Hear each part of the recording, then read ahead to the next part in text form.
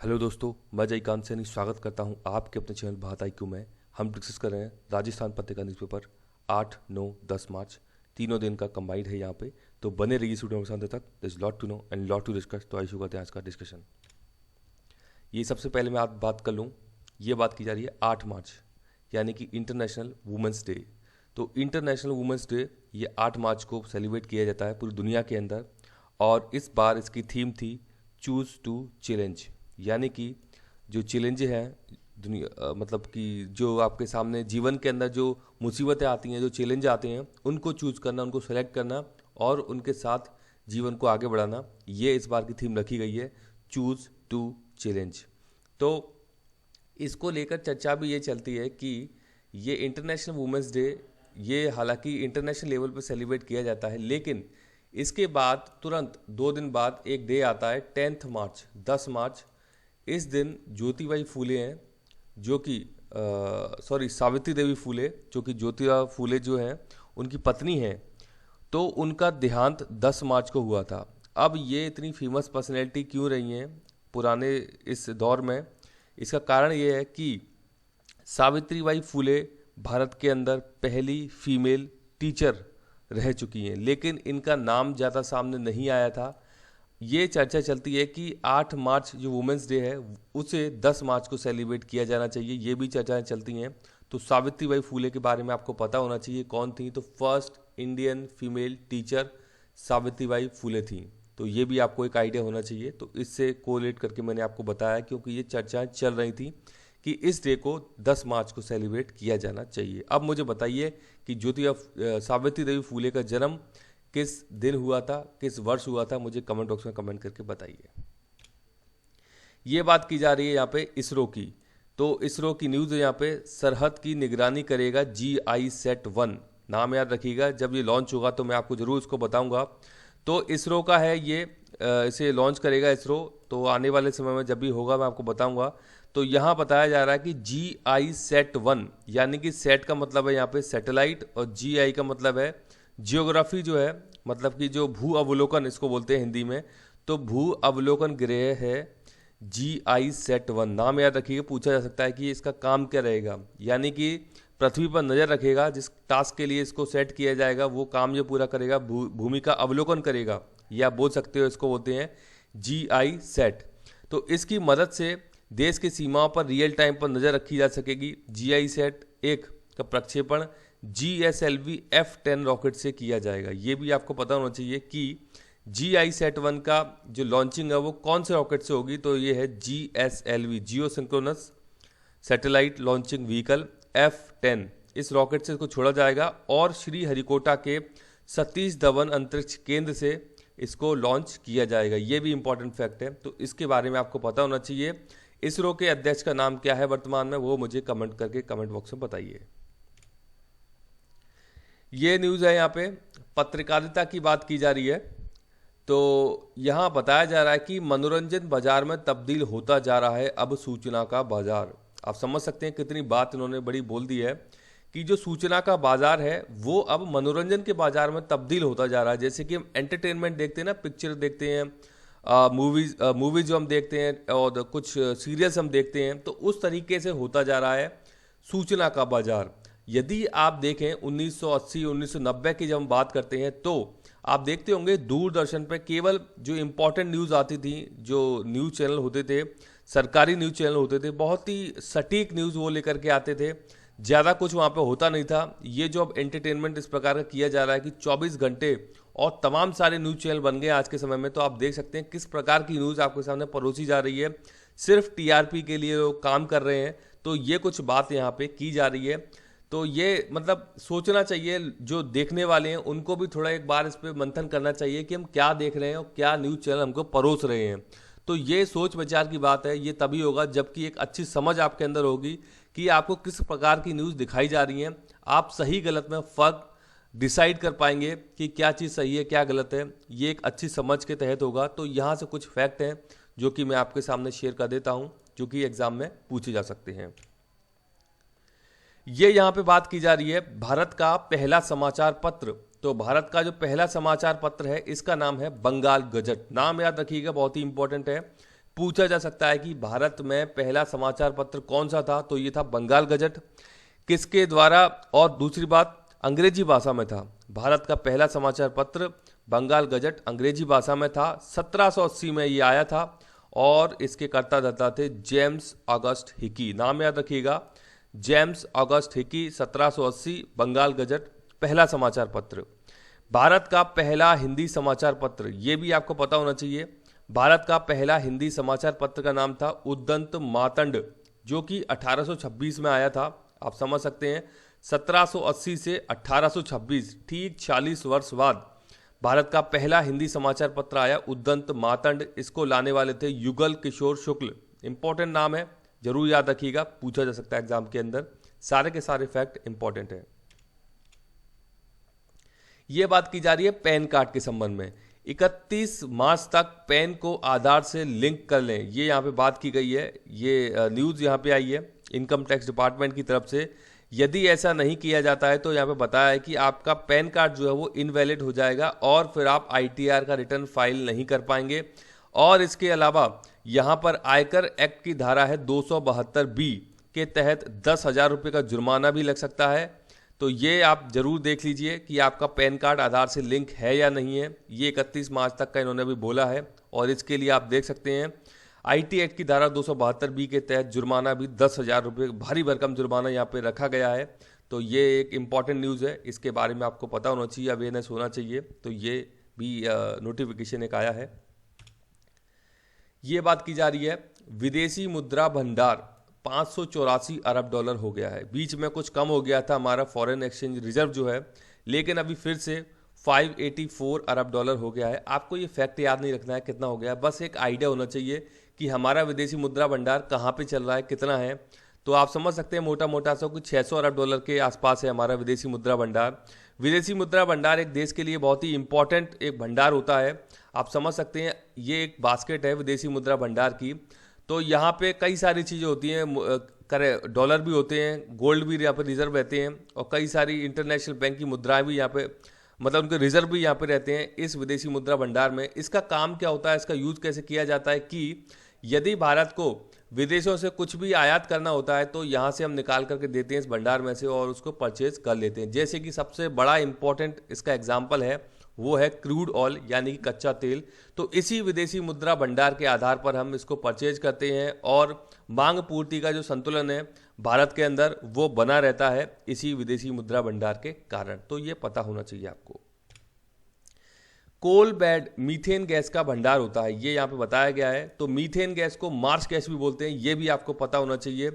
और जहाँ पे चावल की खेती की जाती है वहाँ पर भी ये मीथेन गैस काफ़ी ज़्यादा मात्रा में निकलती है। मीथेन गैस वायुमंडल जो ग्रीन हाउस गैसेज आती हैं वहाँ पे भी मीथेन गैस का एक इंपॉर्टेंट रोल है, उसको भी ये प्रभावित करती है। तो मीथेन गैस बहुत ही इंपॉर्टेंट है। अब कोल बेड से भी मीथेन गैस निकलती है, ये भी आपसे पूछा जा सकता है कि क्या कोल बेड से मीथेन गैस निकलती है। जी हाँ, बिल्कुल निकलती है। बात की जा रही है झारखंड के हजारीबाग, बोकारो, धनबाद, तो सारे के सारे कोल बेड हैं जहाँ पर कि मीथेन गैस का भंडार पाया जाता है। तो ये इंपॉर्टेंट चीज़ है, पता होना चाहिए, साइंस में आपसे पूछी जा सकती है। आप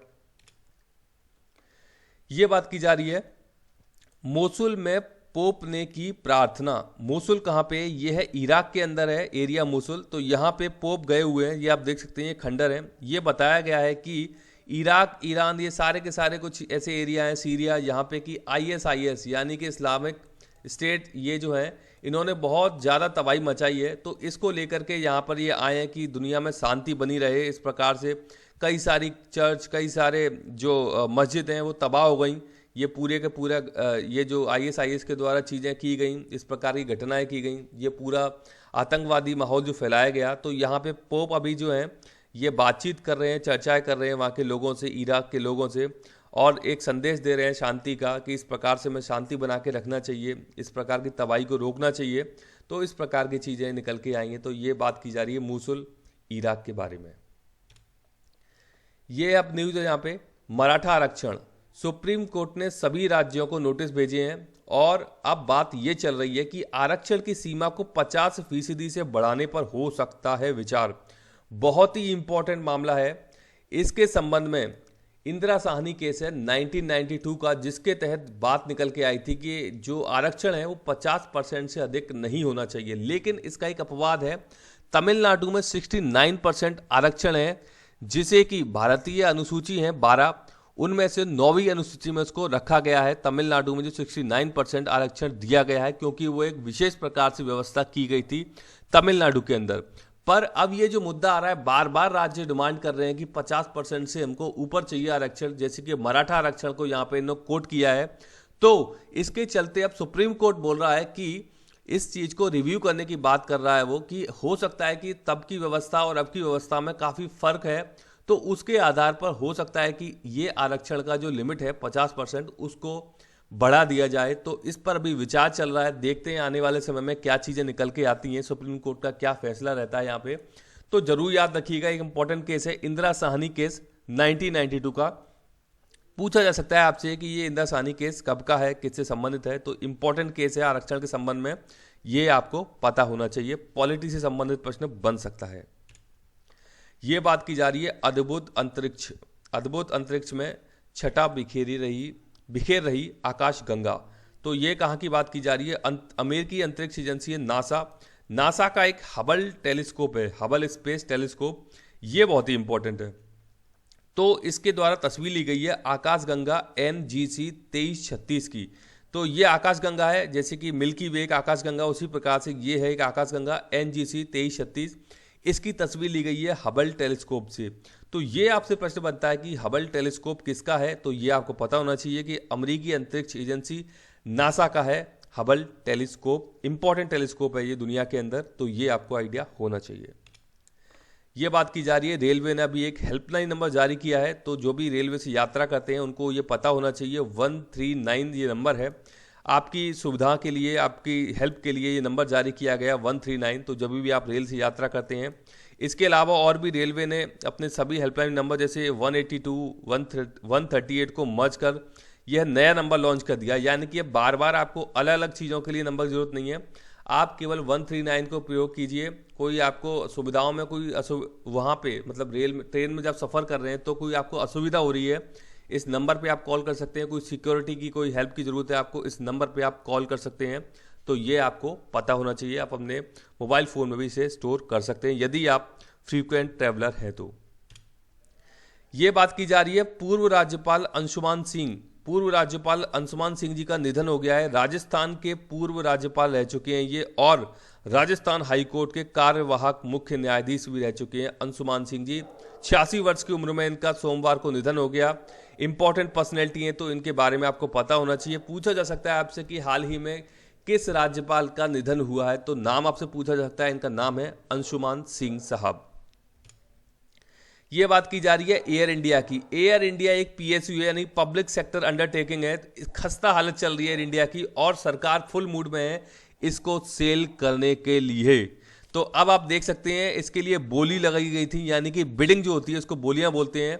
तो बाकी बोलियां खारिज हो गई हैं। 209 कर्मचारियों के समूह ने भी बोलियां लगाई थी। आप समझ सकते हैं कि एयर इंडिया बहुत एक बड़ा ग्रुप है, कई सारे कर्मचारी इसके हैं। तो कर्मचारियों ने अपने समूह बनाए थे, अपने ग्रुप बनाए थे इस डील को लेने के लिए, परचेज करने के लिए, ये जो उसका सेल हो रहा है। लेकिन वो वहाँ पे काम नहीं कर पाई, वो बोली को मैच नहीं कर पाई जो बिड लगाई गई थी। तो अब सिर्फ 2 लोग बड़े बचे हुए हैं इस दौड़ में। ये नाम बताया जा रहा है कि टाटा और स्पाइस जेट।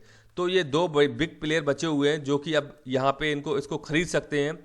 38,000 करोड़ से अधिक का कर्जा है एयर इंडिया पे, तो बड़ी रिस्क भी है। तो मुझे लगता है कि यहाँ पे हो सकता है कि टाटा एक बहुत बड़ा ग्रुप है, और टाटा ने ही इंडिया के अंदर जो एयरप्लेन है उसकी शुरुआत की थी। तो हो सकता है कि टाटा इसे बाई कर ले, मेरा ऐसा अंदेशा है, क्योंकि इतना बड़ा इनके ऊपर भारी भरकम कर्ज भी है 38,000 करोड़ का। तो एक बड़ा प्लेयर ही इसको ले सकता है, इसको सरवाइव करा सकता है।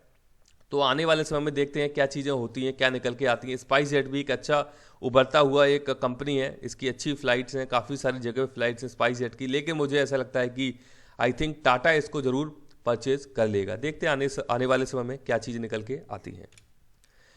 ये बात की जा रही है हेलीकॉप्टर क्रैश होने से डसॉल्ट की मृत्यु हो गई है। यहाँ पे कौन है डसॉल्ट? रफाल से हमने अभी कुछ फाइटर प्लेन खरीदे हैं भारत ने। रफाल आपको पता होगा, रफाल फाइटर हमने खरीदे हैं पेरिस की बात की जा रही है, मतलब फ्रांस। तो रफाल आपको पता होना चाहिए, हमने फ्रांस से परचेज किए हैं। रफाल को बनाने वाली कंपनी का नाम है, वो है, ये है इनकी रफाल फाइटर जेट बनाने वाली कंपनी के मालिक हैं ये ओलिवियर डसॉल्ट, ये मालिक हैं जिनकी मृत्यु हो गई है हेलीकॉप्टर क्रैश में, राइट। तो रफाल जो विमान है उसको जो कंपनी ने बनाया था उसके मालिक हैं ये डसॉल्ट साहब, तो इनकी मृत्यु हो गई है। तो ये आपको पता होना चाहिए। पूछा जा सकता है कि रफाल जो फाइटर प्लेन है वो भारत ने कहाँ से खरीदे हैं, तो कई बार चर्चा में रह चुका है ये विषय कि भारत ने इसको फ्रांस से खरीदा है। अच्छा, अब ये मुझे बताइए कि फाइटर जेट, ये जो रफाल बनाने वाली कंपनी है उसका नाम मुझे कमेंट बॉक्स में कमेंट करके बताइए आप। ये बात की जा रही है स्विट्जरलैंड में अभी बुर्का होगा बैन, यानी कि अब बुर्का जो होता है, जो मुस्लिम महिलाओं के द्वारा उनके धर्म के अनुसार बुर्का पहना जाता है, अब स्विट्जरलैंड के अंदर भी, यानी कि यूरोपियन देश है स्विट्जरलैंड, वहाँ पे इसको बैन कर दिया जाएगा। इसके अलावा पहले भी किया गया है कुछ देशों में, ये हैं फ्रांस, डेनमार्क, नीदरलैंड, ऑस्ट्रिया। तो कुछ ऐसे देश हैं जिनमें कि पहले ही बुर्का को बैन कर दिया गया है और विरोध भी देखा गया है यहाँ पर, और इसके बाद अब स्विट्जरलैंड में भी बुर्का को बैन कर दिया गया है। अब फेस कवर नहीं किया जाएगा, पब्लिक जो स्थान है वहाँ पे, पब्लिक जो प्लेसेस हैं वहाँ पे बुर्का बैन कर दिया गया है स्विट्जरलैंड के अंदर। तो पूछा जा सकता है कि हाल ही में किस देश ने बुर्का को बैन किया है, यूरोपियन देश ने, तो वो है स्विट्जरलैंड।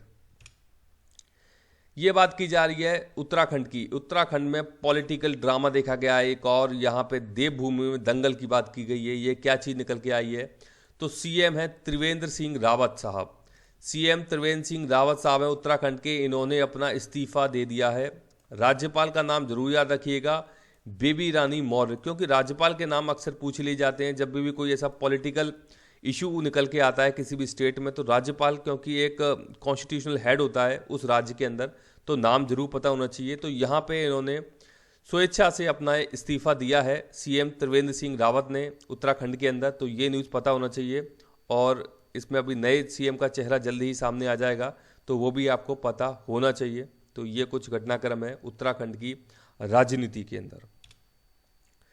ये बात की जा रही है स्वर्णिम विजय वर्ष। स्वर्णिम विजय वर्ष का संबंध किस चीज़ से है, तो टैंक के साथ ली है तस्वीर यहाँ पर। ये है 1971 में जो युद्ध लड़ा गया था, बांग्लादेश जब निकल के आया था। बांग्लादेश नया जो देश बना था वो था 1971 में, जब हमारी पाकिस्तान के साथ युद्ध हुआ था। तो उस समय पूर्वी पाकिस्तान बोला जाता था बांग्लादेश को।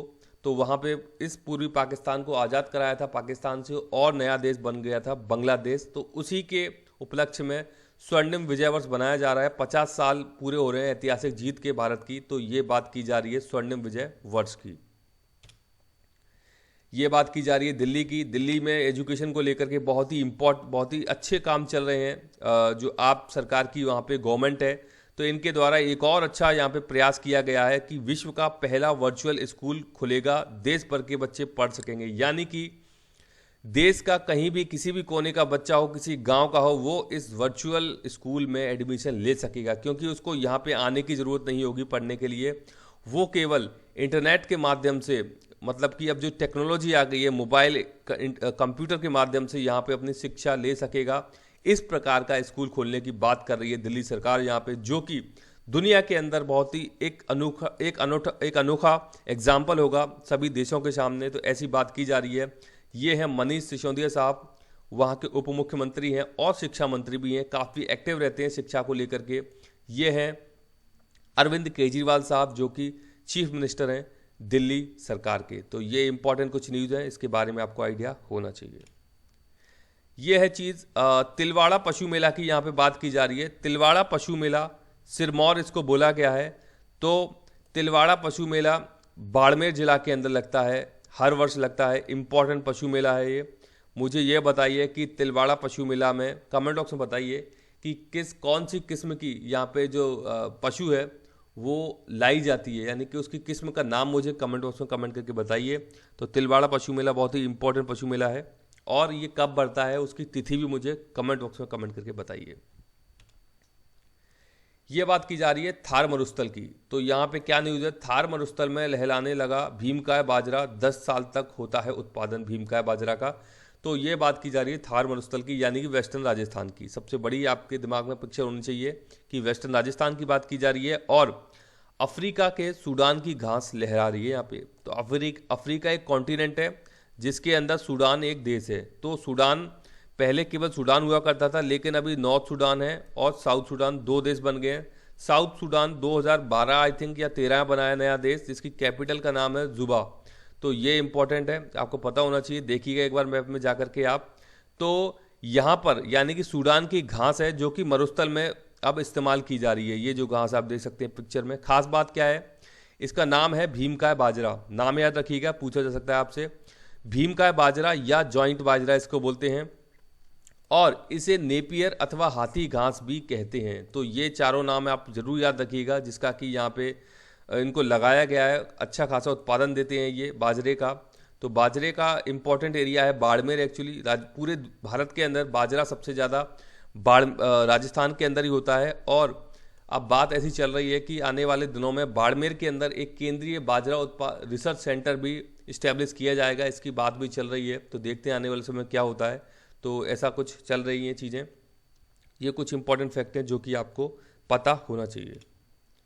ये बात की जा रही है मारवाड़ के किसान कर रहे हैं अब काले गेहूं का उत्पादन। ये नया गेहूं है, नए गेहूं की किस्म है ये काला गेहूं। तो इसकी अच्छी खासी डिमांड है और काफ़ी अच्छे दामों पर बिक रहा है। तो इसलिए मारवाड़ में अब थोड़ा सा लीक से हटकर काले गेहूं की खेती का उत्पादन किया जा रहा है। तो ये भी आपको पता होना चाहिए, काले गेहूं का उत्पादन भी किया जा रहा है भारत के अंदर। भारत के कई सारे एरियाज़ में किया जा रही है। काफ़ी अच्छा इसका मुनाफा मिलता है जो किसान है, तो इसलिए इसका उत्पादन किया जा रहा है। ये बात की जा रही है Kali Sindh thermal power plant. Kali Sindh thermal power plant कहाँ पर स्थित है ये पता होना चाहिए। काली सिंध नदी पर झालावाड़ जिले में स्थित है। तो यहाँ पे तकनीकी कोई खामी आई है, उसके बारे में ये न्यूज़ आई है यहाँ पे। तो इसकी दोनों इकाई ट्यूब लीकेज के कारण बंद हो गई हैं। इसकी दो इकाई हैं, आई थिंक 600 मेगा वाट की इकाई हैं इसकी दोनों। तो वो दोनों ही इकाइयाँ इसकी बंद हो गई हैं ट्यूब में लीकेज के कारण। तो ये इंपॉर्टेंट न्यूज़ है यहाँ पे। इसके बारे में बताया जाता है कि यह आधुनिक तकनीक पर बना राजस्थान का पहला पावर प्लांट है, यानी कि आधुनिक मॉडर्न तकनीक पर बना हुआ पावर प्लांट है। और इसमें जो तकनीक है वो चाइनीज तकनीक का इस्तेमाल किया गया है।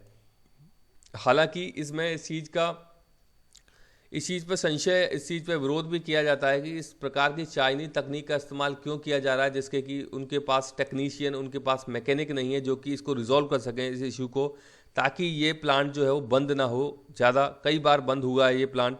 तो यहाँ पे जो अधिकारी हैं वो जवाब देने से बचते हैं प्रॉपर इस चीज़ को लेकर के। तो ये चीज़ें आए दिन सामने आती हैं। तो ये कुछ फैक्ट हैं जो कि आपको पता होना चाहिए। ये बात की जा रही है हर कानून का दुरुपयोग हो सकता है, किंतु सरकार यदि दुरुपयोग करे तो यह खतरनाक हो सकता है। किसकी बात की जा रही है?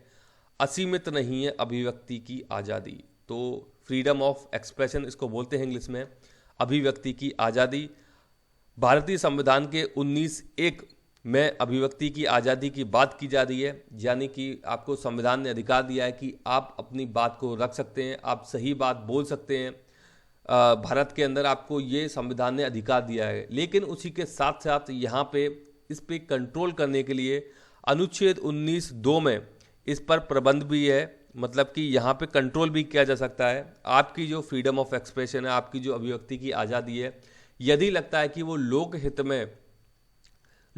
में नुकसान पहुँचा सकती है, कहीं जो व्यवस्था है सरकार की उसको नुकसान पहुंचा सकती है, मतलब कि देश के लिए खतरा हो सकती है, तो इस प्रकार की जब भी आपकी कोई आज़ादी है तो उस पर अंकुश लगाया जा सकता है। ये भी संविधान ने प्रावधान किया है। लेकिन बात ये निकल के सामने आ रही है कि इसका दुरुपयोग बहुत ज़्यादा होता है। मतलब कि जब भी कोई व्यक्ति सही आवाज़ सरकार के प्रति उठाने का काम करता है तो इस संविधान के अनुच्छेद का जो मौलिक अधिकार आम नागरिक को दिया गया है उसको दबाने का प्रयास किया जाता है मौजूदा सरकारों के द्वारा। तो यहाँ पे इसी की ये कटु आलोचना कर रहे हैं इस आर्टिकल के अंदर कि ये सब चीज़ें सामने नहीं आनी चाहिए, क्योंकि जो नागरिक है उसको अधिकार मिला है, वो अपनी सही बात बोल रहा है, सरकार को सुनना चाहिए, उसके अनुसार अपनी पॉलिसी बनानी चाहिए, उसमें चेंजेस करना चाहिए, ना कि जो आवाज़ आपके खिलाफ उठ रही है उसको राजद्रोह का कानून लगा देना, उसके ऊपर कई सारे सेक्शंस थोप देना और उसकी आवाज़ को दबाने का काम किया जा रहा है मौजूदा सरकारों के द्वारा। तो ये बताया गया है कि सरकारें इसका दुरुपयोग ज़्यादा करती हैं। ये जो आपको आज़ादी मिली है, ये जो आपको मौलिक अधिकार मिला है, उस अधिकार को दबाने का काम बहुत ज़्यादा किया जाता है। तो ये इस प्रकार की इस आर्टिकल के अंदर बातें की गई हैं। ये बात की जा रही है भारतीय नौसेना में INS करंज को शामिल किया जाएगा। तो भारतीय नौसेना में INS करंज नाम जरूर याद रखिएगा, इसको शामिल किया जाएगा। ये यहाँ पे इसके संबंध में न्यूज़ आई है, ये इसकी पिक्चर आप देख सकते हैं। इसे साइलेंट किलर के नाम से भी जाना जाता है, INS करंज को, नाम याद रखिएगा। स्कॉर्पियन श्रेणी की पनडुब्बी है ये। कौन सी? INS करंज। पूछा जा सकता है कि किस श्रेणी की है, तो स्कॉर्पियन श्रेणी की है पनडुब्बी INS करंज, और इसे साइलेंट किलर के नाम से भी जाना जाता है, यानी कि इसका उपनाम है साइलेंट किलर। मझगांव डॉकयार्ड ने इसको बनाया है। मझगांव डॉकयार्ड कहाँ पर स्थित है, मुझे कमेंट बॉक्स में कमेंट करके बताइए। हालांकि इस न्यूज़ के अंदर हिंट भी है कि मझगांव डॉकयार्ड कहाँ पर स्थित है। तो आप देख सकते हैं पनडुब्बी क्या होती है। पन यानी कि पानी, डुब्बी यानी कि डूबना। तो ये पनडुब्बी ऐसी होती है जो कि पानी के अंदर चली जाती है, बिल्कुल पानी के अंदर चली जाती है, सतह पर दिखती नहीं है, इसीलिए इसको बोलते हैं साइलेंट किलर, जो कि दिखती ही नहीं है समुद्र के अंदर कि अंदर पानी के कोई चीज़ है, कोई ऐसा बड़ी कोई चीज़ है जो कि नुकसान पहुंचा सकती है। तो इसको बोलते हैं पनडुब्बी, जो कि पानी के अंदर डूबी रहती है। तो इम्पॉर्टेंट है INS करंज, ये आपको पता होना चाहिए। ये बात की जा रही है मैत्री सेतु, इंपॉर्टेंट बांध है एक। तो ये बनाया गया है त्रिपुरा जिले राज्य के अंदर। तो मैत्री सेतु बनाया गया है त्रिपुरा राज्य के अंदर फेनी नदी पर। पूछा जा सकता है कि फेनी नदी कहाँ पर स्थित है, तो ये है त्रिपुरा राज्य के अंदर है फेनी नदी, जिस पर कि मैत्री सेतु बनाया गया है। काम क्या करेगा ये मैत्री सेतु, ये आप देख सकते हैं यहाँ पर, व्यापार को बढ़ाने का काम करेगा, यानी कि बांग्लादेश को भारत के साथ जोड़ने का काम करेगा त्रिपुरा के थ्रू। त्रिपुरा भारत का राज्य है जिसके थ्रू बांग्लादेश को भारत से जोड़ा जाएगा, इसीलिए ये सेतु बनाया गया है, यानी कि डैम बनाया गया है। PM मोदी साहब ने इसका वर्चुअल उद्घाटन किया है, ये इंपॉर्टेंट चीज़ है। इसके अलावा त्रिपुरा राज्य से कर्क रेखा होकर के गुजरती है, ये भी आपको पता होना चाहिए, और अगरतला इसकी कैपिटल का नाम है। तो बहुत ही इंपॉर्टेंट फैक्ट हैं सारे के सारे। मैत्री सेतु इंपॉर्टेंट है, करंट अफेयर में पूछा जा सकता है, बिल्कुल आपसे पूछा जा सकता है। मैत्री सेतु त्रिपुरा राज्य के अंदर फेनी नदी पर बनाया गया है। तो आप देख सकते हैं ये दोनों की पिक्चर हैं, शेख हसीना जी हैं और ये PM मोदी साहब, बांग्लादेश और इंडिया। तो मुझे आशा है कि वीडियो आपको अच्छा लगा होगा। यदि वीडियो अच्छा लगा है तो ज़रा से लाइक करें, शेयर करें, सब्सक्राइब करें, ताकि आप मुझे अपने सुझाव कमेंट बॉक्स में भेज सकें। और इसी के साथ धन्यवाद, मिलते हैं अगली वीडियो में।